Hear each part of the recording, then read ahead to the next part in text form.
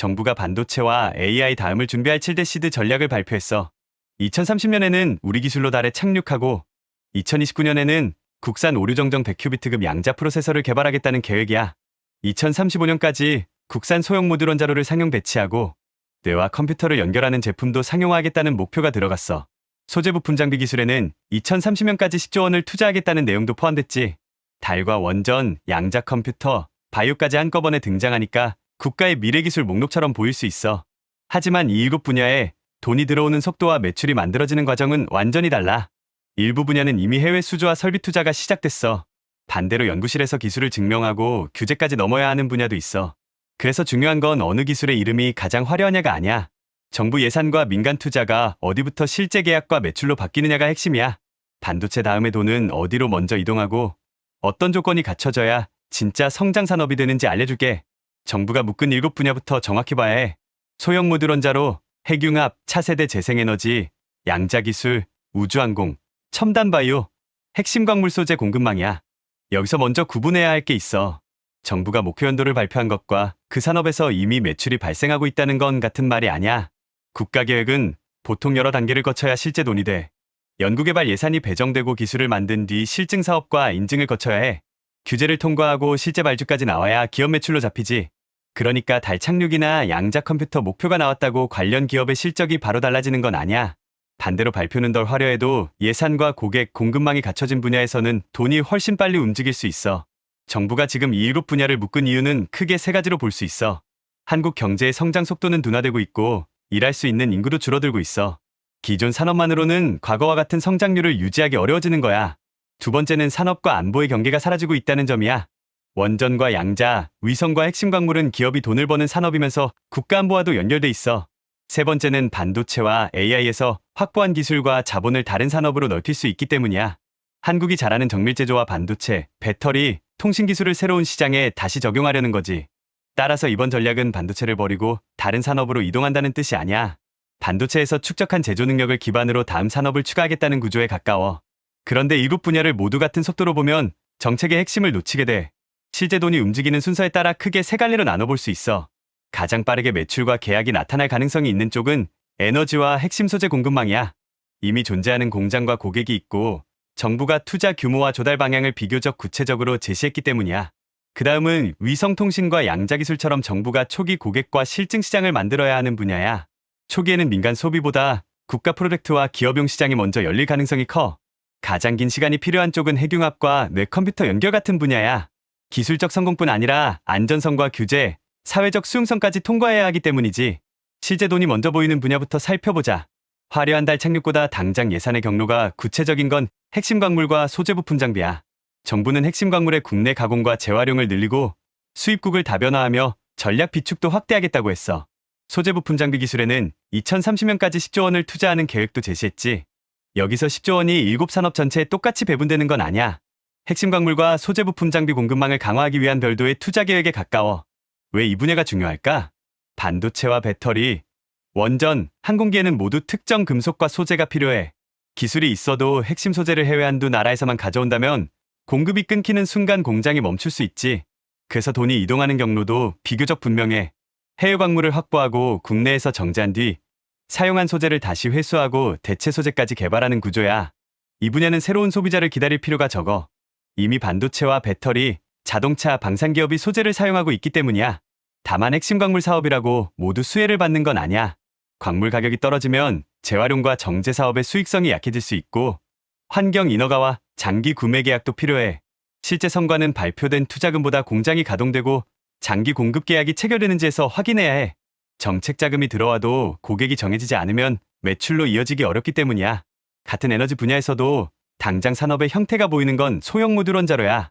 SMR은 대형 원전보다 출력을 작게 설계하고 주요 설비를 공장에서 모듈처럼 제작해 현장에서 조립하는 원자로야.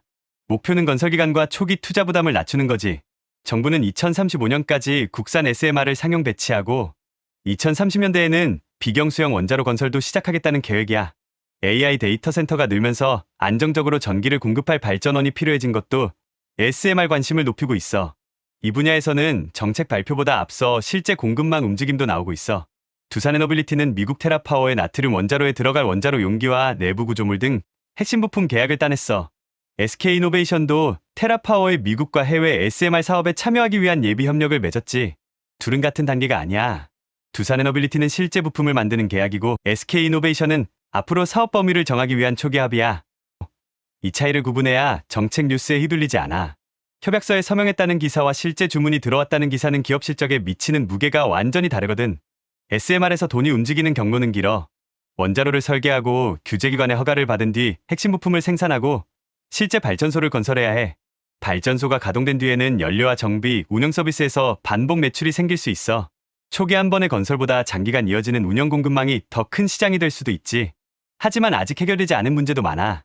첫 번째, 원자로는 설계 변경과 인허가 때문에 예상보다 돈과 시간이 더 들 수 있어. 공장에서 모듈을 대량 생산의 비용을 낮추려면 여러 기의 주문도 연속으로 확보해야 하지. 원전은 안전성과 사용 후의 연료 문제도 넘어야 해.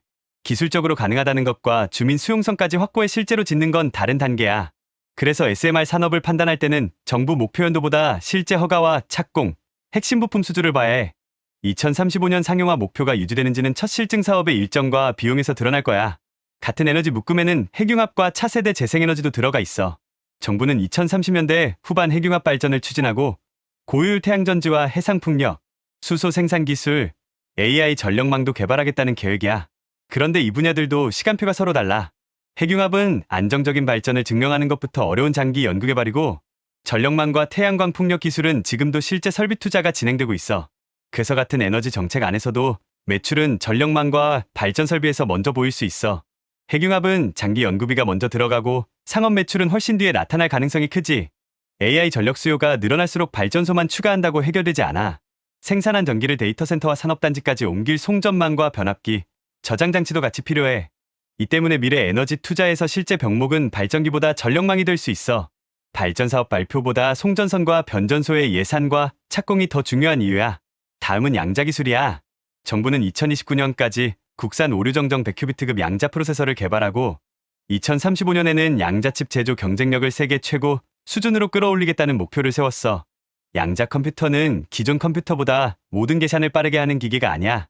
특정한 최적화와 신약 개발, 암호, 소재 시뮬레이션에서 기존 방식보다 빠른 계산을 노리는 기술이야.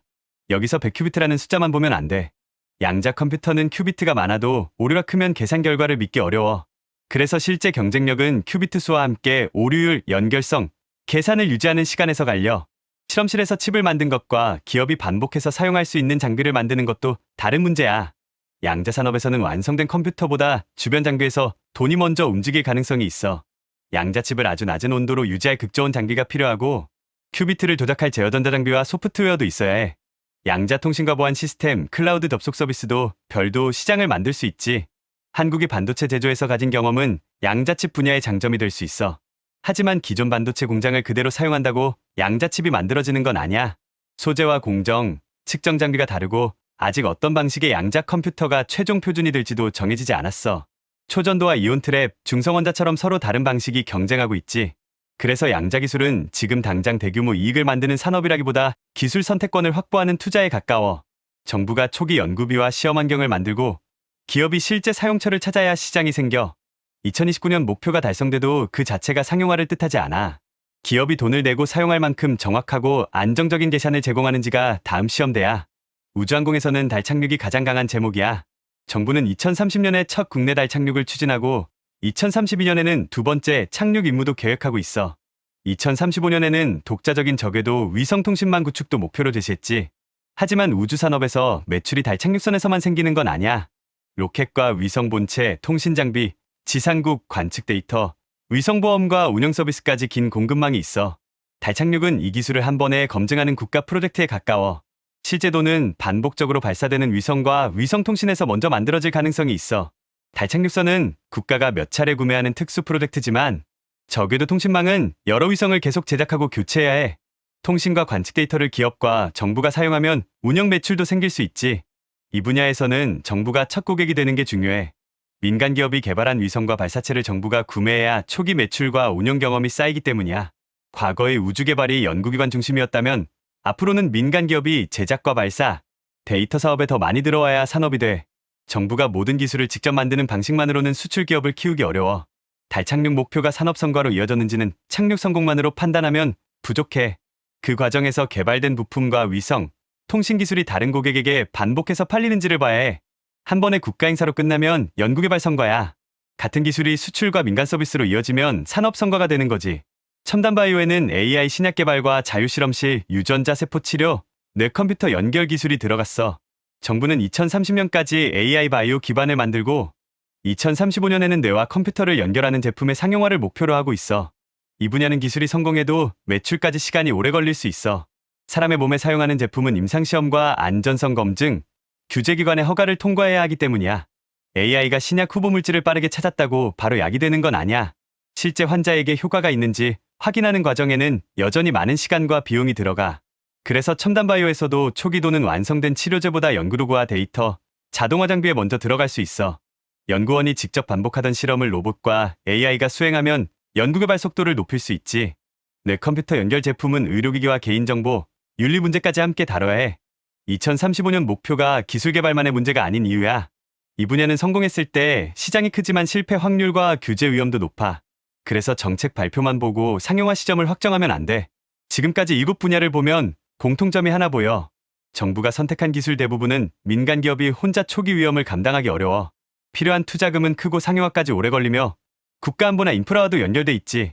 그래서 정부가 먼저 연구비와 시험시설, 초기 주문을 만들겠다는 거야. 민간 기업은 그 기반에서 제품을 만들고 해외 고객을 확보해야 하고, 하지만 정부가 분야를 선정했다고 성공이 보장되는 건 아니야. 과거 신성장동력 정책도 발표 당시에는 모두 유망했어.